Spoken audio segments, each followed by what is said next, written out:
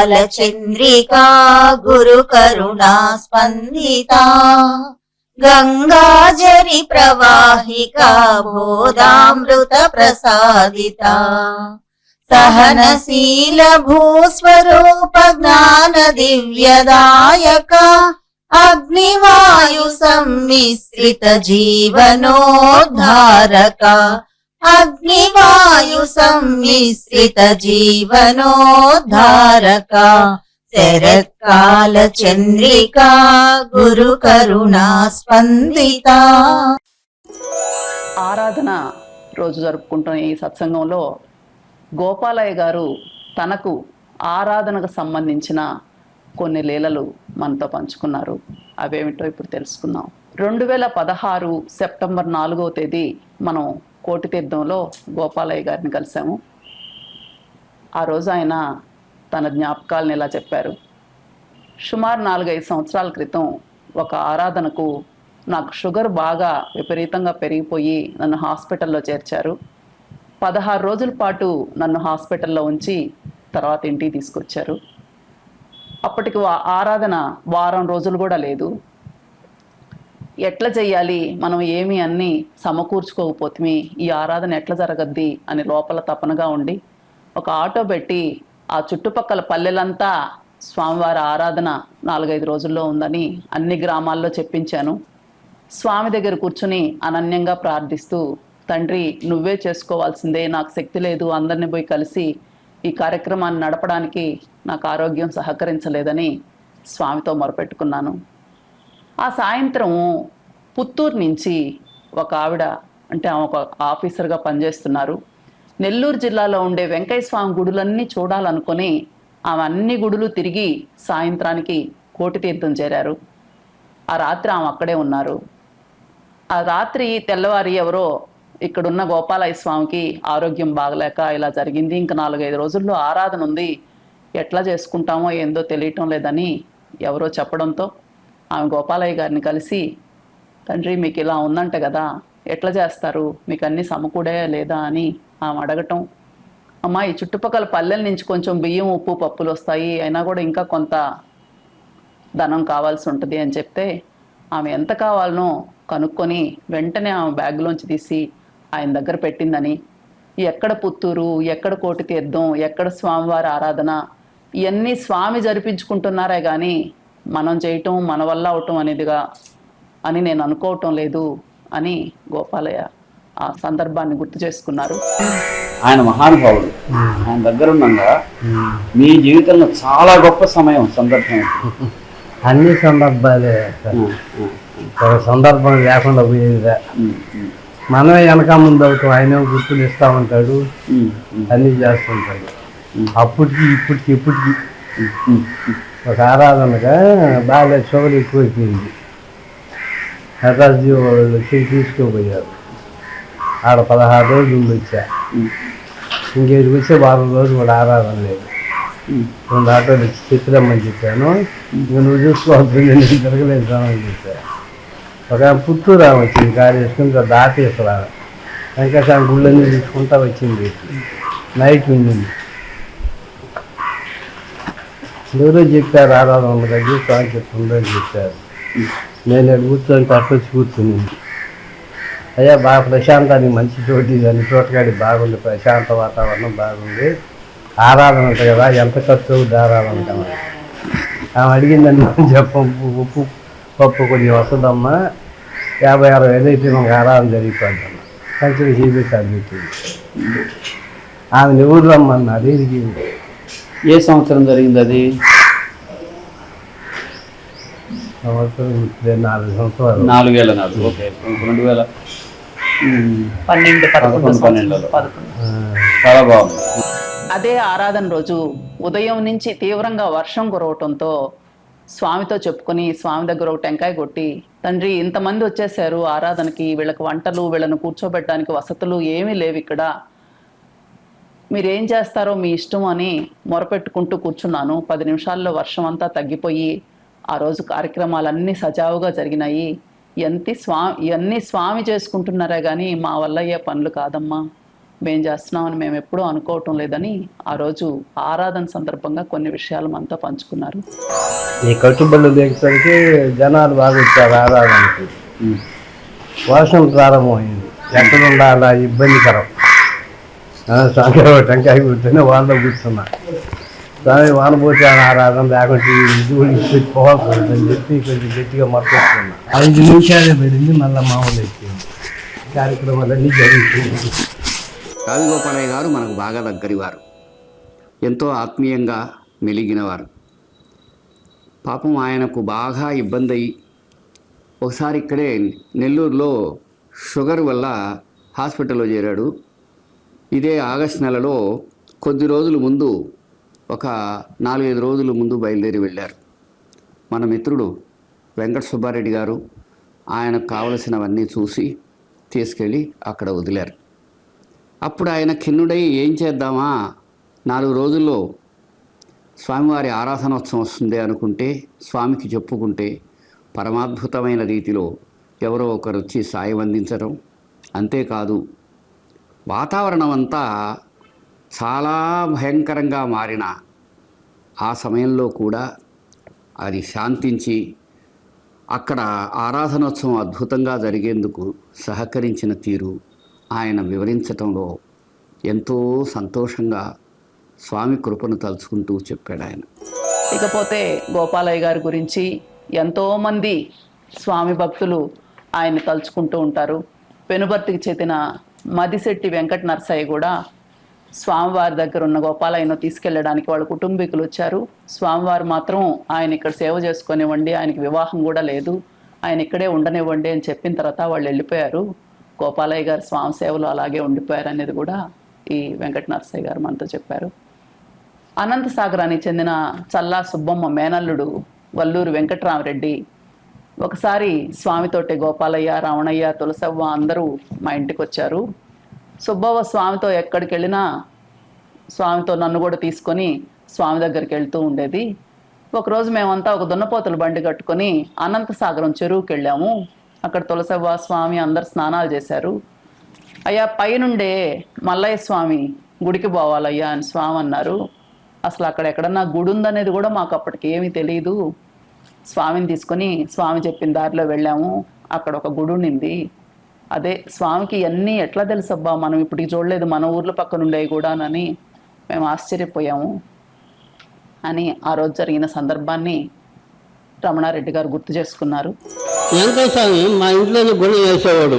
మా ఇంట్లోనే తెలిసే వచ్చిన వెంకయ్య స్వామి, ఆనాది రమణయ్య, గోపాలయ్య వీళ్ళందరూ మన ఇంటికే వస్తారు. వాళ్ళకి భోజనాలు వినాలు అన్నీ స్వామి మనసులు మన ఇంట్లోనే. తర్వాత నేను దున్నపోతుల్లో బండి కట్టుకొని వెంకయ్య స్వామిని చెరువు దగ్గర తీసుకుపోయినాను. మా ఊరు అనంతసాగరం చెరువు తీసుకుపోయిన తర్వాత స్వామి తెలిసే వాళ్ళిద్దరు స్నానం చేసిండు. చేసి ఆ స్వామి నీళ్ళ లెక్కలు, కొండ లెక్కలు ఏంటి లెక్కలో వేసుకున్నాడు. ఆమె యానాదిరావు నేను గోపాలయ్య వాళ్ళిద్దరిని పై బాయి కానిండు.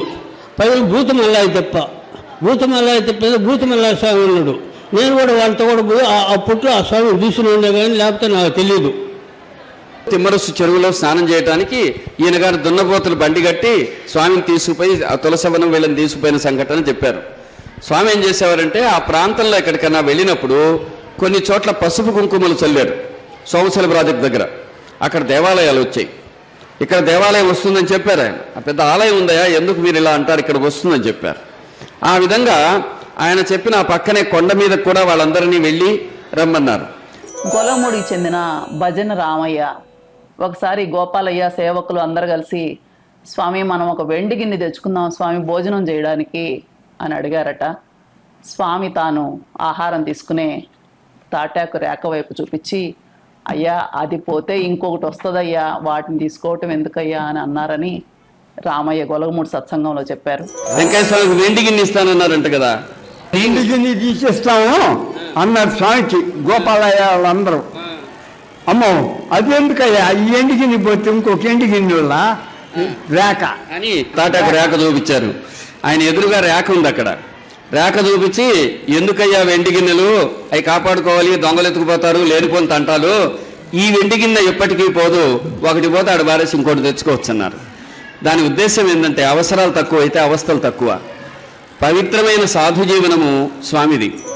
చెర్లోపల్లికి చెందిన పెమ్మసాని ప్రసాద్ నాయుడు తనకి చిన్న వయసులో కక్కాయి దగ్గు జ్వరం వచ్చినప్పుడు స్వామి మండ వేస్తే తగ్గిందని ఆయన ఆ సందర్భాన్ని గుర్తు చేసుకున్నారు. మన ప్రసాద్ నాయుడు గారు మాట్లాడతారు. సర్వేజన సుఖరూపవంతు. వెంకయ్య స్వామి మాకు 10 సంవత్సరాల వయసు నుంచి తెలుసు.